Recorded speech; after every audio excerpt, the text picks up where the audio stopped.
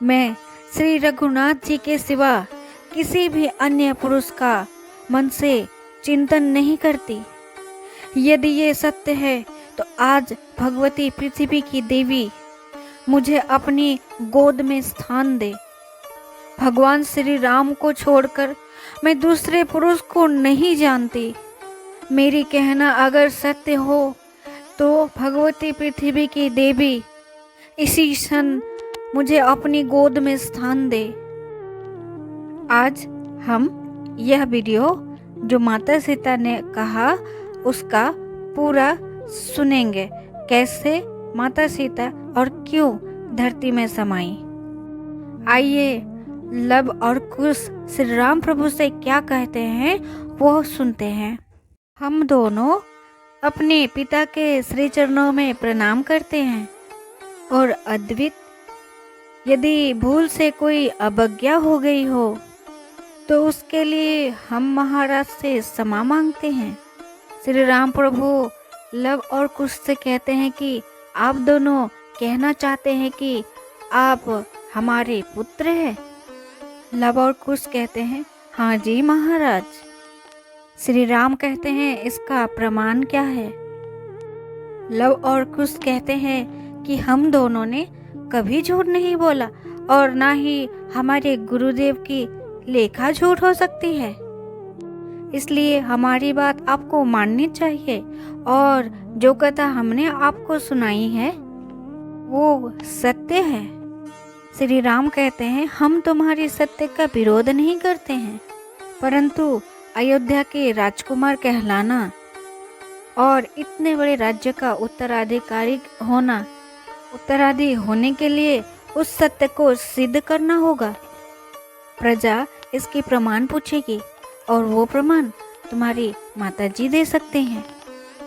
फिर प्रजा की आवाज आती है कि महाराज ठीक कह रहे हैं, माता को आके सिद्ध करना चाहिए। कुछ प्रजा कहते हैं प्रमाण की क्या आवश्यकता है, महाकालदर्शी ऋषि वाल्मीकि ने जो लिख दिया है वही प्रमाण है। अब हमें महारानी सीता को आदर समेत यहाँ बुलाकर अपने राज सिंहासन में बिठाना चाहिए। हमें तो माता सीता के चरणों में गिरकर हमारे अपराधों का क्षमा मांगना चाहिए। अभी उनसे प्रमाण मांगना अत्याचार है। अग्नि परीक्षा से बड़ा प्रमाण क्या है, और वो ये परीक्षा दे चुकी है। वहीं पर कुछ लोग कहते हैं किंतु ये अयोध्यावासी ने नहीं देखी। देवी सीता को स्वयं अपनी शुद्धता का प्रमाण देनी चाहिए। एक बार प्रजा के सामने आकर जो कह देगी हम मान लेंगे। और हाहाकार मच जाती है पूरी सभा में कि यह अत्याचार है, कुछ लोग कहते हैं, और कुछ लोग कहते हैं कि यही धर्माचार है, और पूरा सभा में हाहाकार मच जाती है। फिर प्रजा से कोई कहता है कि इसका निर्णय कौन करेगा। तभी कुछ लोग कहते हैं कि गुरुदेव से पूछा जाए, गुरुदेव इसका निर्णय करेंगे। गुरुदेव कहते हैं कि राजा में ईश्वर का वास होता है और राजा स्वयं इसका निर्णय लेंगे। उनकी बात सबको स्वीकार करनी होगी। तभी प्रजागण कहते हैं स्वीकार है। तभी श्री राम कहते हैं कि देवी सीता का चरित्र शुद्ध है, उनमें किसी प्रकार का कोई पाप नहीं है। फिर भी राज सिंहासन की उच्च मर्यादा को स्थापित रखने के लिए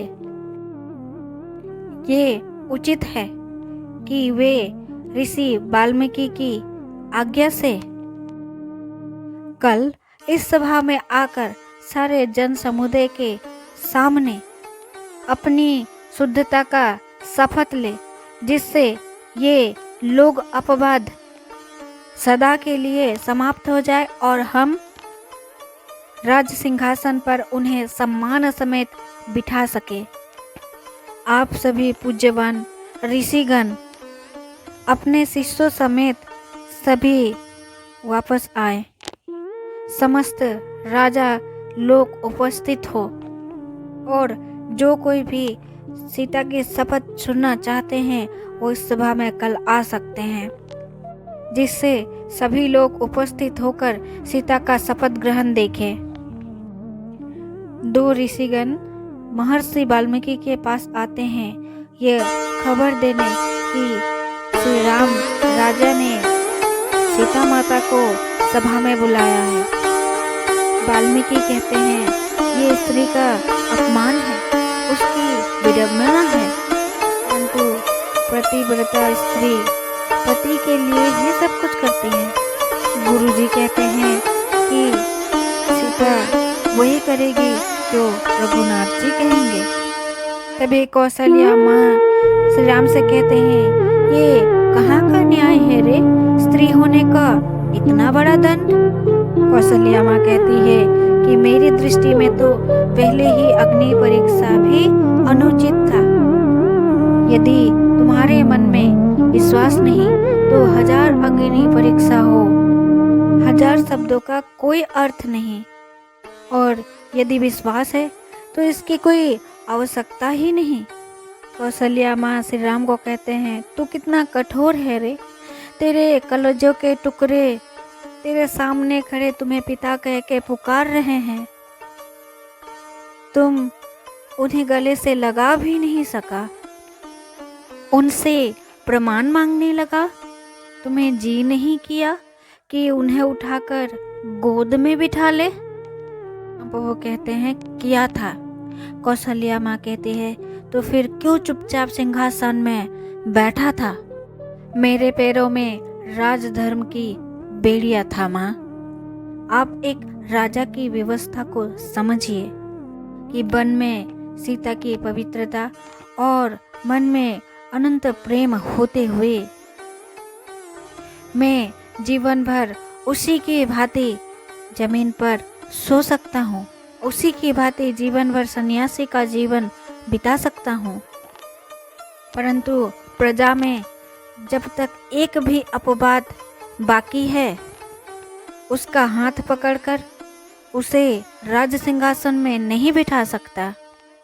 आज आपने सभा में कुछ आवाजें सुनी, राज्य में ऐसी और कई आवाजें होंगी, इसीलिए मैंने वो निर्णय लिया कि यदि सीता पूरी सभा में अपनी पवित्रता का शपथ ग्रहण कर ले तो फिर प्रजा में कोई विरोधी आवाज नहीं रह जाएगी।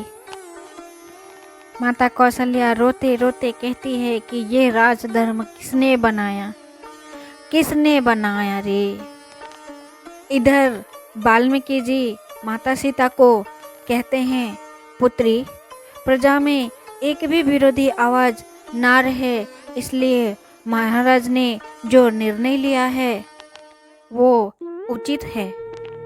तुम उनकी व्यवस्था देखो, वो तुम्हें मन से बहुत ही समझते हैं, आत्मा से सदा तुम्हारे साथ बसते हैं, तुम्हारे वियोग में वो तुमसे अधिक दुखी होंगे, परंतु राजा होने के नाते उन्हें राजधर्म पालना ही होता है, जिससे आदर्श की कीर्तिमान स्थापित हो। यही समय है उस सब कीर्ति को धोने का। प्रजा में पश्चाताप की कहर बढ़ रही है। ऐसे समय में राम तुम्हें शपथ लेने के लिए कहते हैं, जिससे ये अपवाद मिट जाए। तुम्हें राम की सहायता करनी है।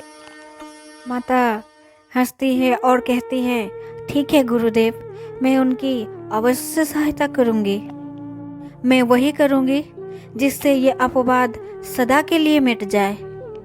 आप निश्चित रहिए, कल के पश्चात फिर ये अपवाद कभी नहीं होगा, कभी नहीं होगा। ऋषि वाल्मीकि माता सीता को लेके सभा में आते हैं। सब महर्षि वाल्मीकि को प्रणाम करते हैं। उसके बाद वाल्मीकि जी कहते हैं, महाराज की आज्ञा अनुसार देवी सीता इस सभा में पधारी है। हे दशरथ नंदन, ये सीता उत्तम व्रत की पालन करने वाली मेरी धर्मपुत्री है। अब आप इसे आज्ञा दे ताकि वे अपनी पवित्रता का शपथ ले। वो अपनी शुद्धता का विश्वास अवश्य दिलाएगी। वाल्मीकि कहते हैं, परंतु इससे पहले समस्त सभागण, राजागण, माताएं, आकाश मस्तक देवता मेरी यह बात सुन ले। मैं प्रजेता का 10वां पुत्र वाल्मीकि हूँ और मेरी मुंह से कभी भी झूठ नहीं निकला। मैं इस सभा में प्रमाण पूरा करता हूँ कि यह दोनों आप ही के पुत्र हैं। मैंने कई हजार वर्ष भारी तपस्या की है। यदि मुझे इस कुमारी सीता पर कोई दोष हो तो मुझे उस तपस्या का कोई फल ना मिले। मैंने मन वाणी द्वारा कोई पाप नहीं किया है। यदि मुझे इस कुमारी सीता निष्पाप हो, उस वाणी का फल प्राप्त हो, अन्यथा मेरे सारे पुण्य कर्म निष्फल हो जाए। रघुनंदन, मैं जानता हूँ कि आपको सीता अपने प्राणों से अधिक प्यारी है और आप यह भी जानते हैं कि सीता सर्वथा शुद्ध है। अपाद विनोचित से कलुषित होकर के आपने उसका त्याग किया है। प्रभु, मैं आपको विश्वास दिलाता हूँ कि मैंने अपने 5 इंद्रियों द्वारा, मन बुद्धि द्वारा सीता का शुद्धता का भली भांति निश्चय करके ही उसे अपने संरक्षण में लिया था। महाराज, मैंने अपने दिव्य दृष्टि से जान लिया था सीता का भाव और विचार परम पवित्र है, इसीलिए ये मेरे आश्रम में प्रवेश पा सकी है। इसका आचरण सर्वथा शुद्ध है, पाप इसे छू भी नहीं सकता है और ये पति को ही देवता मानती है। यदि आपको मेरी बात पर विश्वास हो, इसे पूर्ण आदर के साथ ग्रहण करें और राज सिंहासन पर स्थान दे। श्री राम वाल्मीकि को कहते हैं, प्रभु, आप जो कहते हैं उसे मुझे पूर्ण विश्वास है। महर्षि, आप ज्ञान के दाता हैं और आप सीता के संबंध में जो कह रहे हैं वो सब ठीक है। भगवान, मुझे आपके निर्दोष वचनों पे, सीता की शुद्धता पे पूर्ण विश्वास हो गया है। एक बार पहले भी देवताओं के समीप मिथिलेश कुमारी की शुद्धता की विश्वास मुझे प्राप्त हो चुका है। समय सीता ने अपनी शुद्धि प्रमाणित करने के लिए शपथ ली थी, जिसके कारण मैंने उसे अपने भवन में शरण दी थी, किंतु आगे चलकर बड़े जोर के लोक अपवाद उठा, जिससे विवश होकर मुझे इनका त्याग करना पड़ा। ब्राह्मण, ये जानते हुए कि सीता सर्वथा निष्पाप है, मैंने समाज के भय से इन्हें छोड़ दिया। अतएव आप मेरी इस अपराध को क्षमा करें। मैं ये भी जानता हूँ कि कुश और लव ये दोनों मेरे ही पुत्र हैं, तथापि जन समुदाय में शुद्धता का प्रमाणित हो जाने पर ही मिथिलेश कुमारी में मेरा प्रेम हो सकता है। अतिथि वाल्मीकि जी के निर्दोष वचनों से ही मुझे यह विश्वास हो गया है, समुदाय के बीच मिथिलेश कुमारी की शुद्धता प्रमाणित हो जाने पर ही मुझे अधिक प्रसन्नता होगी। तभी सीता माता आगे आती हैं, सबको प्रणाम करती है, चुपचाप श्री राम प्रभु की ओर देखती है और कहती है कि मैं रघुनाथ जी के अलावा किसी भी पुरुष को नजर उठा के भी नहीं देखती। यदि ये सच है तो आज भगवती पृथ्वी की देवी मुझे अपनी शरण में स्थान दे। यदि मैं अपने मन, वचन और कर्म द्वारा केवल श्री राम का आराधना करती हूँ तो आज भगवती पृथ्वी की देवी मुझे अपने गोद में स्थान दे। भगवान श्री राम को छोड़कर मैं दूसरे पुरुष को नहीं जानती। मेरा कहना यदि सत्य हो, भगवती पृथ्वी की देवी इसी क्षण मुझे अपने गोद में स्थान दे। तभी भरी सभा में तूफान आता है और धरती चीर के धरती माँ सीता माँ को लेने आती है। सीता माता कहती है, धरती माँ, मैं इस पृथ्वी में परीक्षा देते देते थक चुकी हूँ, और कहती है, अब मुझे अपने साथ ले चल, अपने साथ ले चल। यहाँ नारी का आदर नहीं होता माँ, मुझे ले चल। वहीं धरती माँ कहती है, आओ मेरी पुत्री, माँ की गोद अपनी पुत्री के लिए सदा खुली रहती है। आओ, वहाँ तेरा कोई अपमान नहीं करेगा। धरती माँ कहती है सीता माँ को, चिंता मत करो पुत्री, हम अपने लोक में चलेंगे। तभी कुश और लव कहते हैं, नहीं। कुश और लव कहते हैं, माताजी माताजी, आप हमें छोड़कर कहाँ जा रही हैं? सीता माता कहती हैं, मैं तुम दोनों को तुम्हारे अपने पिताश्री के हाथ सौंप रही हूँ। तुम्हारे लिए तुम्हारे पिता ही सबसे बड़े देवता हैं। पिता की सेवा ही सबसे बड़ा धर्म, उनकी सेवा करना।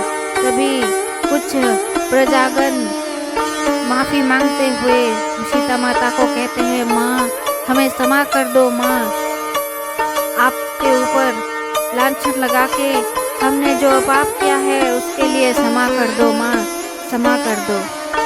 सीता माँ कहती हैं, भगवान तुम सबको हमेशा सुखी रखे। महाराज से इतनी प्रार्थना है कि इनकी दोष भूलकर समस्त प्रजागणों को लव कुश की भांति, पुत्र की भांति प्रेम करें।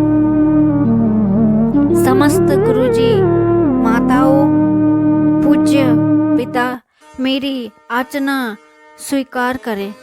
रघुनंदन, यदि मेरी और भी जन्म हो, मेरी समस्त जन्मों में आप ही मुझे पति रूप में प्राप्त हो, परंतु किसी जन्म में ऐसी स्थिति न लाना, ऐसी स्थिति न लाना प्रभु। आपकी श्री चरणों में मेरा प्रणाम स्वीकार करें। अब मुझे आज्ञा दे। श्री राम कहते हैं, नहीं सीते, तुम मुझे छोड़कर नहीं जा सकती। माता सीता कहती है, मेरा समय पूरा हो गया है, अभी मेरी मार्ग ना रोके। धरती माँ कहती है, पुत्री अब चलो यहाँ से, ये संसार तुम्हारे लिए नहीं है। धरती माँ कहती है, चलो। और इस प्रकार सीता माता धरती में समाहित हो जाती है, धरती माँ के संग चली जाती है। भगवान श्री राम भी कुछ नहीं कर पाते हैं, रोक नहीं पाते हैं। तो जो मैं अंत तक वीडियो देखा उनके लिए कहना चाहूँगी कि अगर आपको वीडियो पसंद आया है तो आप लाइक करें, शेयर करें और चैनल को सब्सक्राइब जरूर करें। धन्यवाद।